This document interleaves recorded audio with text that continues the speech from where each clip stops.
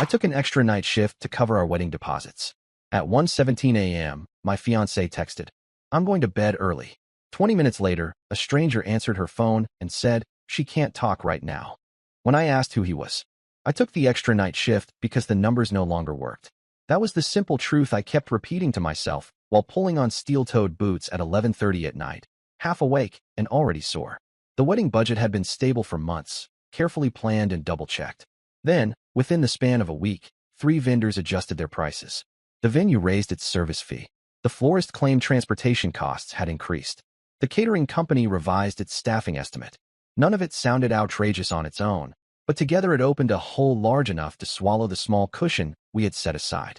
My fiancée, Kara Whitmore, said we would figure it out. She always said that. She had a way of sounding calm without actually offering solutions. I did the math anyway and realized that 1 extra week of night shifts would close the gap cleanly. No loans. No stress conversations with family. No cutting corners that would turn into regrets later. So I volunteered. The warehouse was loud at night in a different way than during the day. Fewer voices, more machinery. Everything echoed. The work was repetitive but honest. I moved pallets, scanned barcodes, checked manifests, and let my mind wander only enough to stay awake. Every hour I worked translated into something tangible. Chairs paid for, deposits secured, a ceremony that would not start with debt. Karen knew I was working late. She had kissed my cheek earlier that evening and said she would keep things quiet at her apartment. She told me she had a headache and planned to sleep early. We had barely seen each other that week, and the distance felt temporary, like a storm you wait out because the forecast promises sun afterward. By 1 in the morning, my body had settled into that strange state where fatigue stops hurting and becomes background noise. I checked my phone during a short break. There was a message from Kara timestamped 1:17 a.m. She said she was going to bed early after all and hoped my shift was going okay. I responded with a short message telling her to rest and that I would call her when I got off. There was no reply, but that was normal. Kara often fell asleep mid-conversation. I put the phone away and went back to work. 20 minutes later, something nudged at the edge of my attention. It was nothing concrete. No alarm, no sound. Just a feeling that something was slightly off, like when you realize you left the stove on even though you know you did not. I finished stacking a pallet and wiped my hands on my jeans. On impulse more than intention, I called her. The line rang once.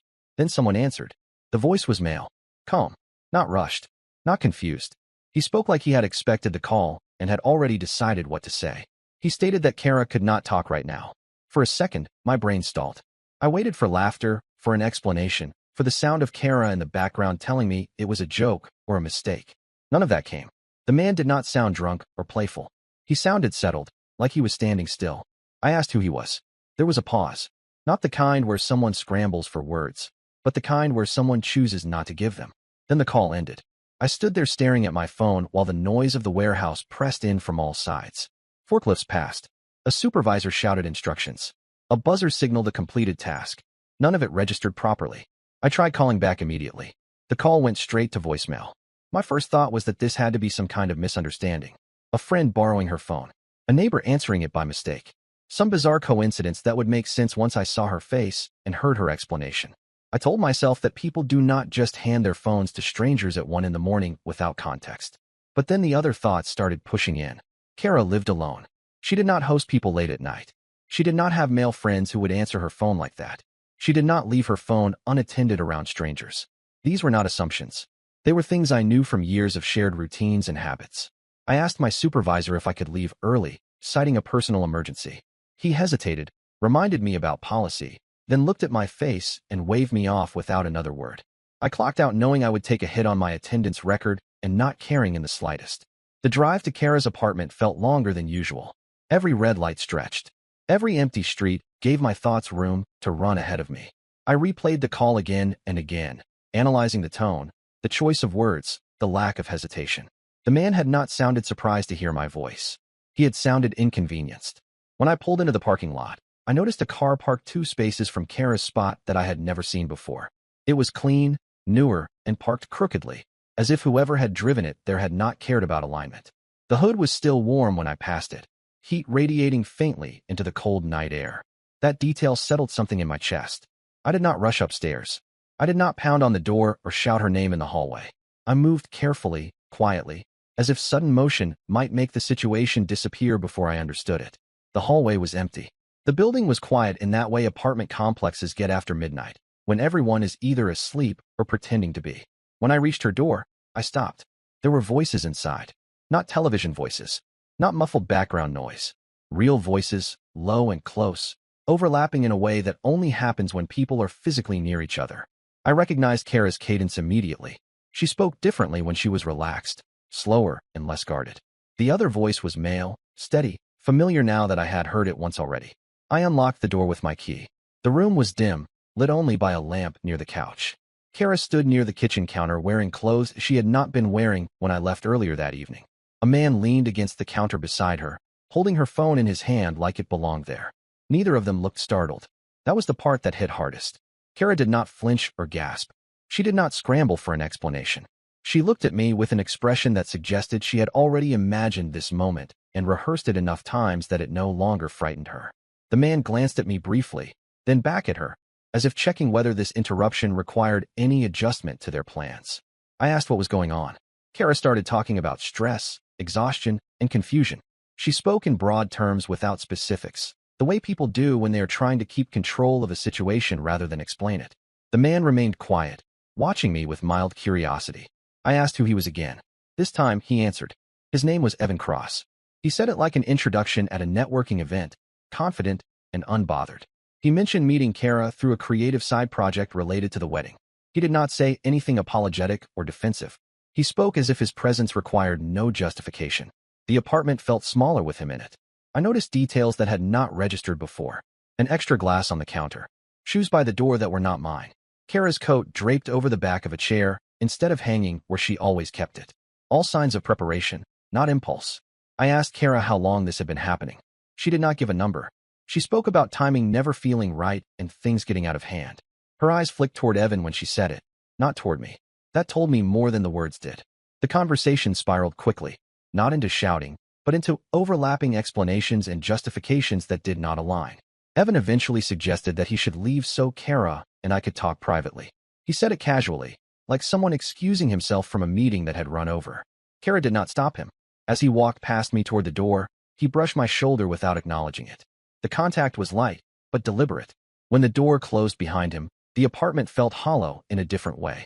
I stood there realizing that the extra night shifts, the budgeting spreadsheets, the careful planning, all of it had been happening in parallel with something I had not been invited to see. The realization did not come with dramatic clarity.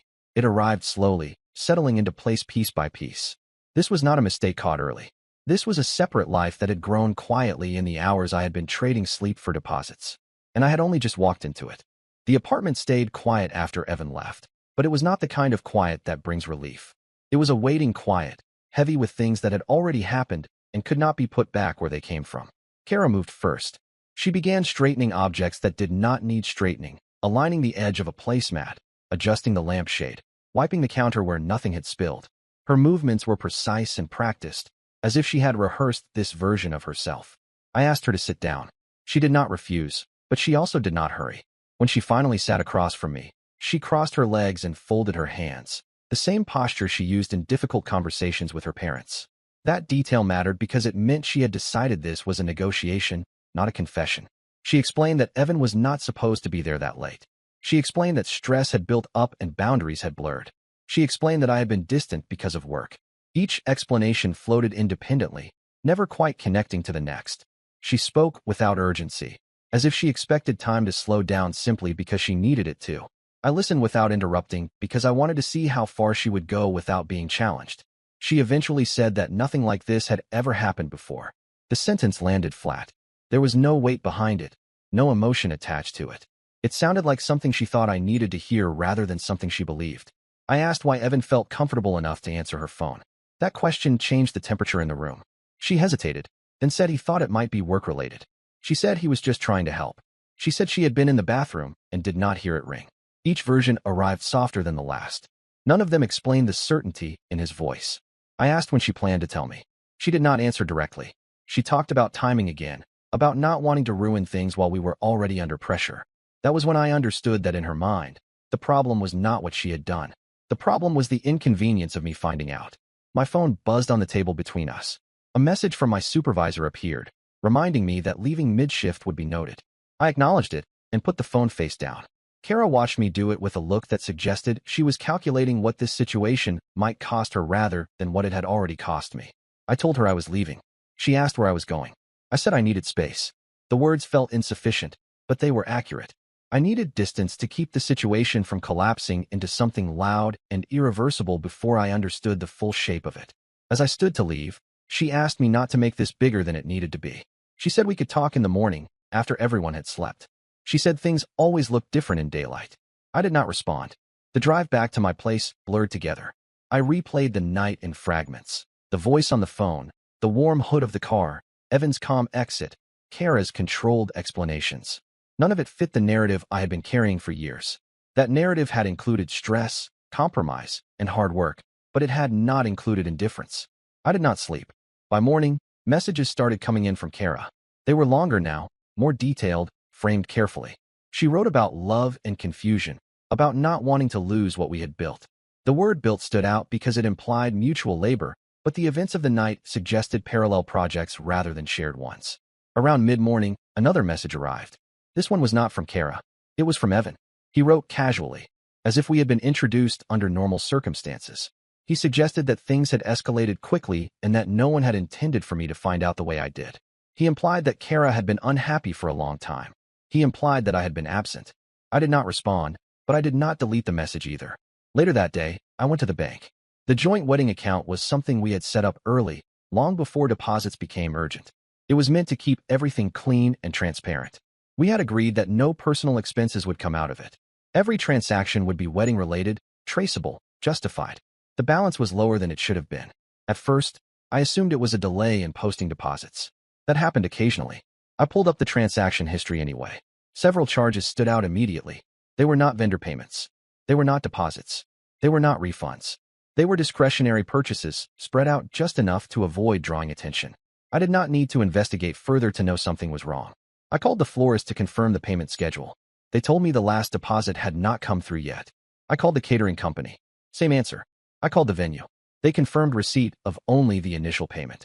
The money had left the account, but it had not gone where it was supposed to. I returned home and sat at the table, staring at numbers that no longer felt abstract. Each extra night shift had been calculated down to the hour. I knew exactly how much physical effort it took to generate those funds.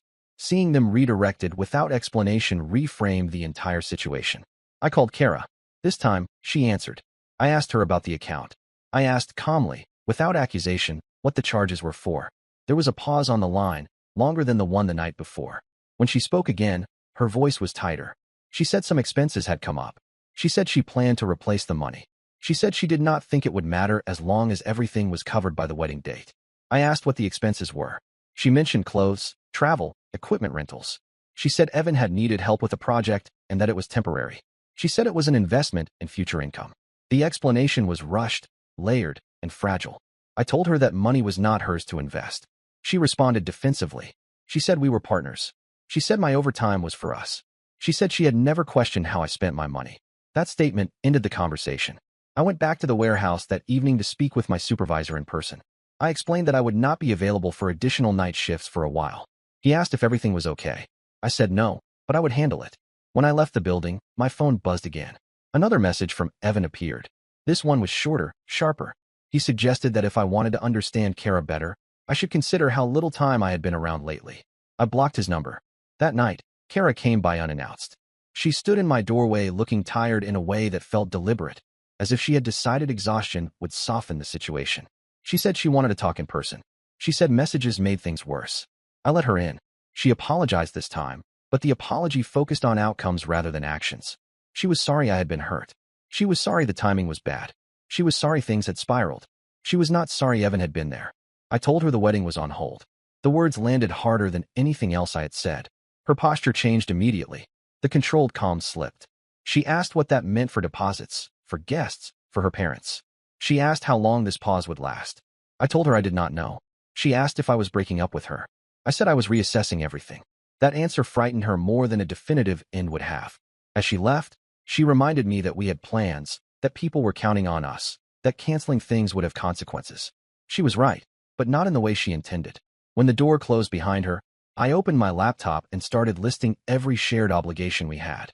Deposits, contracts, timelines. everything that tied our lives together on paper. The list was longer than I expected, and for the first time since the night shift ended, I understood that what had started as a single phone call was already expanding outward, touching finances, reputations, and futures. The situation was no longer private. It was structural, and once structures start failing, they rarely stop at the first crack. Once I put the wedding on hold, the pace of everything changed. What had been contained within a single apartment and a handful of conversations began spilling outward, pulling in people who had only known the polished version of our relationship. There was no dramatic announcement. I did not broadcast anything. The consequences moved on their own. The first call came from the venue. They had received an automated alert indicating a change in payment status. It triggered a review of our contract. The coordinator asked whether the date was still confirmed. Her tone was neutral, professional, but cautious. I told her we were reassessing and asked what deadlines we were facing if we needed to pause or cancel. She explained the penalties carefully, line by line, and followed up with an email outlining non-refundable amounts. The numbers were worse than I expected. That afternoon, Kara's mother called. She did not ask how I was doing. She asked why the florist had reached out to confirm arrangements directly with her. She asked whether something was wrong. She asked whether I had forgotten to tell her something important. I told her there were issues we were working through. I did not provide details. I did not need to. The silence that followed carried its own weight. By evening, Kara's father called as well. His approach was different. He asked directly whether Kara was safe, whether she was still living at her apartment, whether the wedding date was secure. I answered honestly without elaboration. The call ended quickly, but the damage was done. Questions had been introduced into places where certainty had lived comfortably for months. Kara arrived at my place later that night. She was angry this time. Not loud, but sharp. She accused me of humiliating her by letting things escalate beyond the two of us. She accused me of acting impulsively. She accused me of punishing her financially. I told her the finances were not a punishment. They were a reality that had been altered without my consent. She insisted she had always planned to fix it. She insisted that Evan had promised work that would cover everything. She insisted that this was temporary and that my reaction was disproportionate. I asked her whether she had ever told Evan she was engaged. That question landed differently. She hesitated before answering, then said yes, but not right away. She said it had not seemed relevant at first. She said things had evolved before she realized how serious it had become. I asked whether he knew whose money had funded those expenses. She said he assumed it was hers. That answer confirmed what I already suspected. Evan's confidence had not come from entitlement alone. It had come from distance. I had been a concept to him, not a person. An abstract partner who worked nights and existed mostly offstage. I told Kara I wanted transparency going forward. Full access to all shared accounts. Full disclosure of everything tied to Evan. No negotiation. She agreed immediately, which would have meant something if it had not come only after leverage disappeared. The next day, Evan vanished. His number disconnected. His social media accounts went private. A mutual acquaintance I reached out to told me Evan had canceled upcoming commitments and claimed he was dealing with legal issues unrelated to Kara. The speed of his retreat was telling. He had not wanted complexity. He had wanted access without accountability. When Kara realized he was gone, her tone shifted again. She called me repeatedly, not to discuss reconciliation, but to ask practical questions. What would we tell vendors? How would we explain the pause to guests? Whether we could quietly reschedule instead of canceling outright. Whether her parents would still help if she spoke to them alone. The relationship had become logistical. I met with a lawyer recommended by a coworker. Not for drama, not for threats. For clarity. I laid out the situation plainly. Shared funds used without authorization, contracts signed jointly, deposits misallocated. The lawyer explained my options without embellishment. Some paths were recoverable, others were not. The common thread was documentation and speed. I took action the same day. I froze the joint account. I notified vendors in writing. I documented timelines. I did not accuse Kara of crimes. I simply removed her ability to continue making decisions that affected both of us. When she found out, she showed up again. This time she was scared. She asked how she was supposed to function without access to the account. She asked how she was supposed to explain this to her parents. She asked whether I was trying to ruin her. I told her I was trying to stop the damage from spreading. She told me I was overreacting. I told her she had underestimated consequences. The argument ended without resolution. It did not need one. The trajectory was already set. Later that week, her parents requested a meeting. We sat at their dining table, the same one where engagement photos had been taken months earlier. Kara was quiet. Her parents asked me to explain, calmly, what had happened. I told the story without embellishment and without emotion. Dates, actions, outcomes. I did not speculate about motivations. I did not describe feelings. Kara interrupted twice. Both times her parents stopped her and asked her to let me finish. When I was done, the room stayed silent longer than felt comfortable. Her father asked her whether it was accurate. She said it was more complicated than that. Her mother asked whether the money had been taken from the wedding account. She said yes. Her father asked whether Evan knew she was engaged when the relationship continued. She did not answer. That meeting ended the way many do when illusions collapse. Quietly, without shouting, without reconciliation. Her parents told her they needed time to think. They told me they were sorry. Not in the way people apologize when something sad happens, but in the way people apologize when they realize they misjudged a situation. On the drive home, Kara accused me of turning her family against her. I told her I had answered questions. That night, she packed some of her things from my place. She asked whether we were officially over.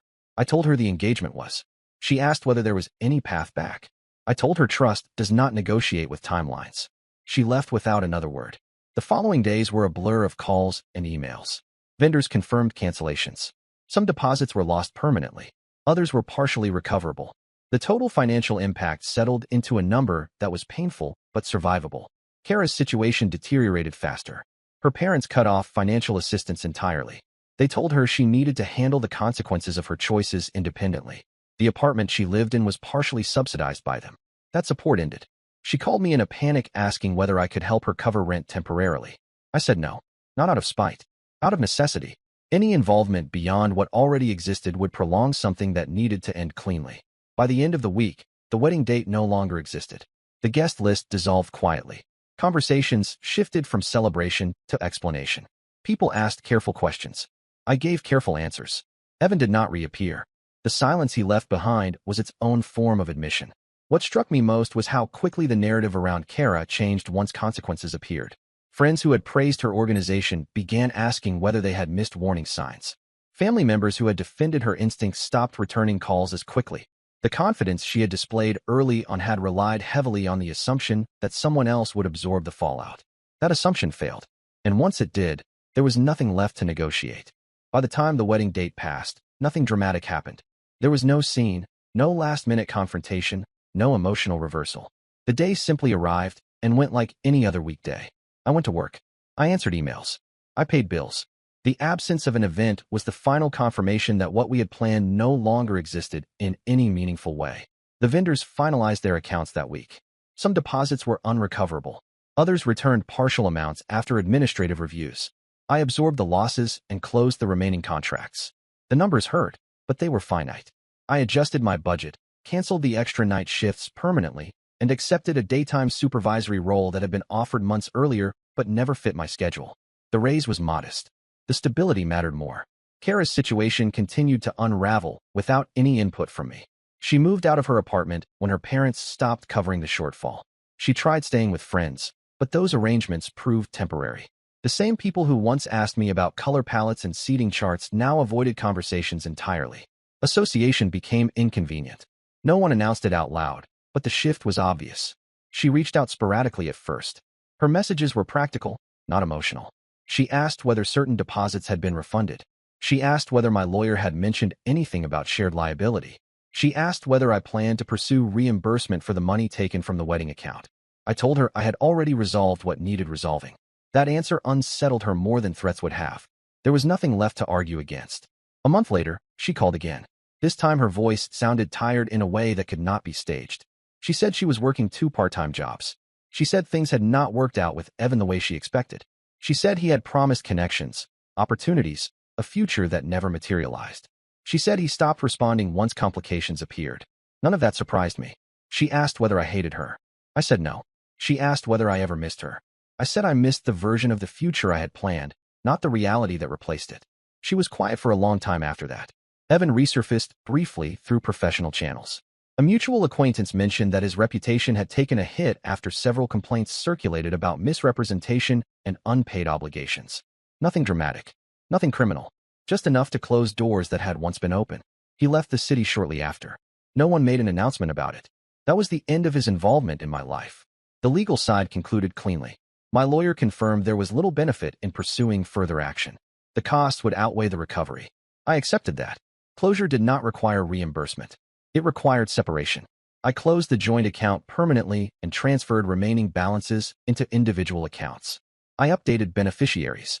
I removed Kara's access from shared services. Each step was small, administrative, unemotional. Taken together, they dismantled a shared life piece by piece. The silence that followed was not empty. It was stable. Friends adjusted quickly. Some apologized for not noticing signs earlier. Others admitted they had noticed, but assumed it was none of their business. I did not hold that against them. Most people avoid intervening in things that appear functional on the surface. My family asked questions, but they did not press. They trusted that if I wanted to talk, I would. I appreciated that more than sympathy. 6 weeks after the cancellation, Kara sent one final message. She said she understood now that things had consequences she could not redirect. She said she hoped I was doing well. She said she would not contact me again. I did not respond. Not because I wanted to punish her, but because there was nothing left to clarify. The situation had resolved itself through action rather than argument. The extra night shift that started everything became a footnote. It represented a mindset more than an event. The belief that effort automatically produces alignment. The assumption that shared goals guarantees shared values. I learned otherwise. Work stabilized. My days followed predictable patterns again. I slept through the night. I stopped calculating hours in terms of deposits and penalties. The warehouse noise faded into memory, replaced by meetings and planning sessions that did not require physical exhaustion to justify their outcomes. Occasionally, someone would ask what happened to the wedding. I answered simply, we uncovered incompatibilities before it became permanent. That was enough. The truth did not need embellishment. A stranger answered her phone because he believed he belonged there. He believed that because she allowed him to. She allowed him because she assumed effort would cover consequences. It did not. The relationship ended not with anger, but with accounting. Emotional, financial, and personal. Once the numbers were added up honestly, there was nothing left to debate.